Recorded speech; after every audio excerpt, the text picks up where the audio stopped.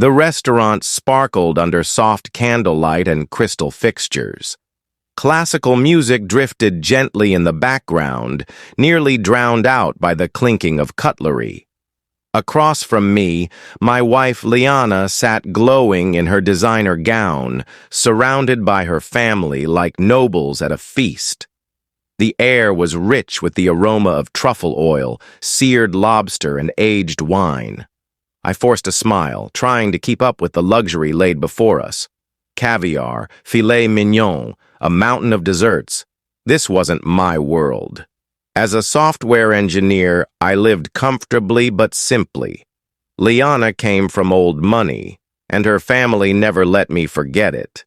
Still, I wanted to make a good impression, so I stayed quiet when her father ordered a $3,000 bottle of wine.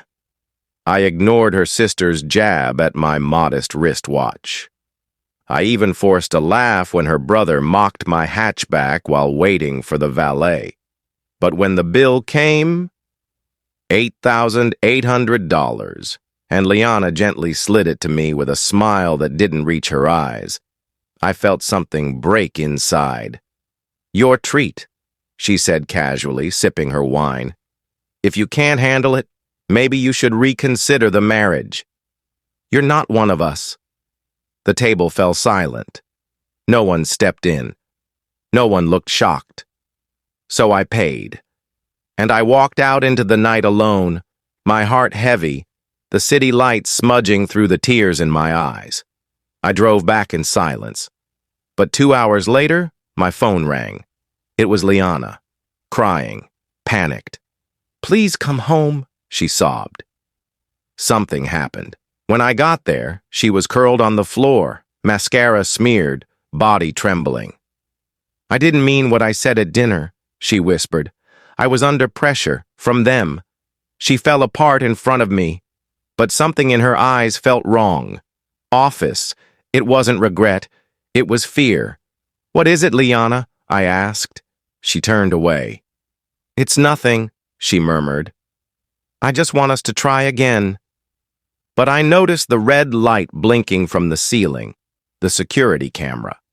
Her family always had them installed, and I remembered how satisfied her father looked when I paid the bill. Too smooth, too practiced. Something wasn't right. The next day, I called the restaurant. "Can I get a copy of the bill from last night?" I asked. The manager hesitated. "That meal was charged to a corporate account," he finally said. "It was already taken care of." I froze. "But I paid," I told him. He paused again. "Sir, that card was declined." A Mr. Raymond Knight picked up the tab. Raymond, her father. Why fake it? Why lie? I began to dig. First, I checked our shared bank account. The next day after dinner, a mysterious deposit of $8,800 showed up, labeled gift. Then, while Liana was in the shower, I checked her phone. One message thread caught my attention. A text from her mother. "He'll break tonight." Another from her father. "Just stick to the plan. Once he pays, the prenup's useless. Make him walk." I felt sick. It wasn't a dinner. It was a setup. They wanted me to crack, because the prenup we signed gave her everything if I left the marriage voluntarily. It was a performance. And I'd been played. I closed the messages and pretended nothing had changed, but inside, I was done being the fool. Over the next week, I played my part. I smiled. I acted grateful. I kissed her good night. But behind the scenes, I hired a lawyer, brought in a tech specialist to recover deleted messages, requested restaurant footage, even captured her sister laughing at brunch. I can't believe he fell for it. What a sucker. I gathered everything, texts, audio, videos, into one thick file. Then I waited for the right moment. It came 2 weeks later at a garden party on their estate. Champagne flowed.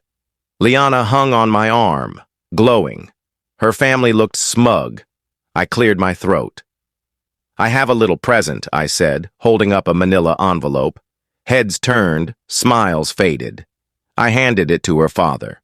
His face drained of color as he read. One by one, the others paled. Liana looked stunned. This, I said, is all of it. The texts, the recordings, the lies, silence. I'm not walking away, I added. I'm filing for fraud and pressing charges. The prenup holds. Don't worry. You get nothing, except exposed. The aftermath was brutal. The story hit the blogs and news outlets. Prominent family accused of orchestrating fraud to void prenup. Her father lost a major client. Her sister's PR firm dropped her. Liana? She called every night for a week, left voicemails, apologies, screams. Please, I never answered. I moved to a quiet town where no one asked about money or brands, just people, stories, and peace. One evening, I sat on my porch watching the sun dip below the hills, coffee warming my hands. I felt free, light. Betrayal had nearly broken me, but it also revealed my strength. And in that clarity, I finally found myself